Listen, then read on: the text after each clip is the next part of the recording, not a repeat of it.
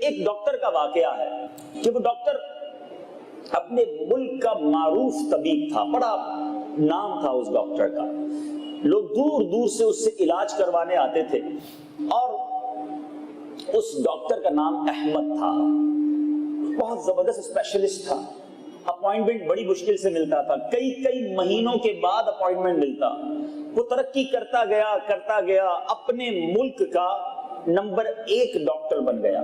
اب اس ملک کی حکومت نے یہ طے کیا کہ ملک کے ٹاپ لیول کے لوگوں کو جمع کیا جائے، بیرون ملک سے بھی ڈاکٹرز بلائے جائیں، اور اس ڈاکٹر احمد کو، مثال کے طور پہ نام بتا رہا ہوں، ڈاکٹر احمد کو ایوارڈ سے نوازا جائے، گولڈ میڈل، یہ جو بھی بڑے ایوارڈ ہوتے ہیں وہ دیا جائے۔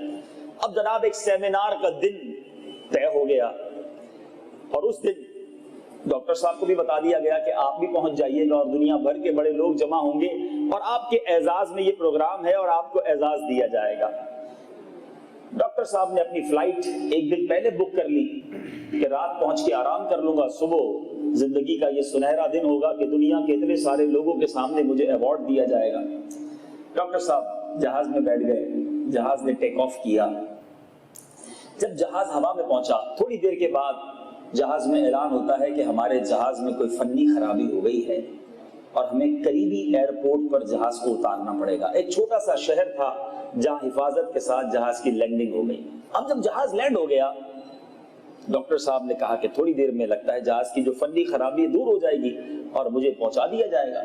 کافی دیر ہو گئی، سارے جو مسافر تھے پریشان ہونے لگے۔ جب ایئرپورٹ اسٹاف سے رابطہ کیا گیا تو بتایا گیا کہ جس جہاز میں آپ آئے ہیں وہ جہاز تو اب ایسی خرابی کا شکار ہو گیا ہے کہ آج وہ ٹھیک نہیں ہو سکے گا، کل دوسرا جہاز آئے گا، وہ آپ کو لے کر جائے گا اگلی آپ کی منزل کی طرف۔ ڈاکٹر تو شاک ہو گیا، پریشان ہو گیا کہ مجھے صبح اتنے بڑے سیمینار میں پہنچنا ہے اور وہ پورا سلسلہ، پورا پروگرام میرے ہی اعزاز میں ہونا ہے، اگر میں وہاں پہنچا تو یہ کیسے ہو سکتا ہے؟ بہت بحث ہوئی، بڑا جناب کلام ہوا، آخر کار اسٹاف نے یہی کہا کہ ہم بے بس ہیں۔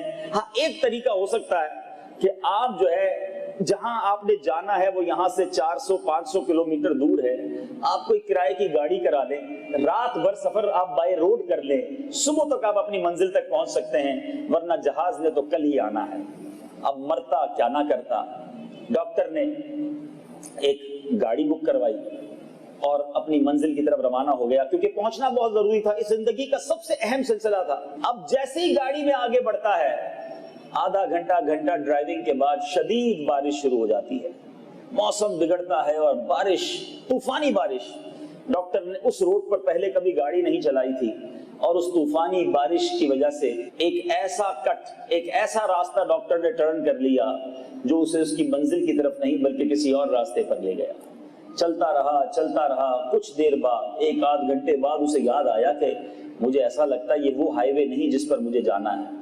اب رات بھی ہو چکی ہے، تھکن سے بھی برا حال ہے، بھوک بھی ستا رہی ہے، بارش بھی برس رہی ہے۔ ایک چھوٹا سا گاؤں آیا، ایک گھر کے اندر چھوٹی سی ٹمٹماتا ہوا چراغ کہنے روشنی نظر آ رہی تھی۔ ڈاکٹر نے اپنی گاڑی اس دروازے پر روکی، دروازے کو دستک دی۔ ایک بوڑھی خاتون، بڑی بزرگ خاتون تھی، وہ باہر آئیں۔ ڈاکٹر نے کہا کہ مجھے فلاں جگہ جانا ہے، یہ راستہ یہی جاتا ہے؟ اس شہر کا نام لیا جہاں جانا ہے۔ بوڑھی خاتون نے کہا کہ نہیں، یہ تو بالکل غلط راستے پر آپ آ گئے، یہ راستہ تو نہیں ہے، یہ تو فلاں گاؤں میں آپ آ گئے ہیں۔ اب بوڑھی خاتون نے کہا بیٹا بارش بھی بڑی ہو رہی ہے، مجھے بھوکے بھی لگتے ہو، آ جاؤ گھر کے اندر بیٹھ کر پہلے کھانا کھا لو، کچھ فریش ہو جاؤ، پھر آگے کا سفر اختیار کرنا۔ اب یہ ڈاکٹر جو اپنے ملک کا نمبر 1 ڈاکٹر ہے، کھانے کے لیے پریشان تھا، ایک بے سر و سامانی کی رات تھی، اس بڑھیا کے گھر میں داخل ہو گیا۔ اس بوڑھی خاتون نے اسے کھانا پیش کیا، ڈاکٹر نے کھانا کھایا۔ اب اس بوڑھی خاتون نے، جو کہ دراصل ایک دکھی ماں تھی، ڈاکٹر سے کہتی ہے بیٹا اب تم میرے گھر آئے ہو تو ایسا کرو، ایک دعا بھی مجھے دے دو۔ ڈاکٹر بڑا خوش تھا، کہا میں آپ کو دل سے دعائیں دے رہا ہوں۔ کہا بیٹا مجھے ایک دعا دو۔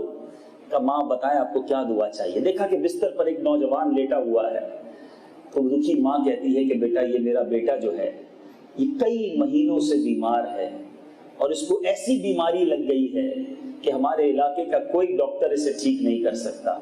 مجھے لوگوں نے بتایا کہ ہمارے وطن میں ایک ہی ڈاکٹر ہے جس کا نام احمد ہے، وہ اپنے کام میں اسپیشلسٹ ہے، بیٹا میرے پاس اتنے وسائل نہیں ہیں کہ میں اس ڈاکٹر تک پہنچ سکوں، روز نماز پڑھتی ہوں، دعا کرتی ہوں، یا اللہ کوئی صورت بنا دے کہ اپنے اس بیمار بیٹے کو اس احمد ڈاکٹر کے پاس لے جاؤں تاکہ وہ میرے بیٹے کا علاج کر دے۔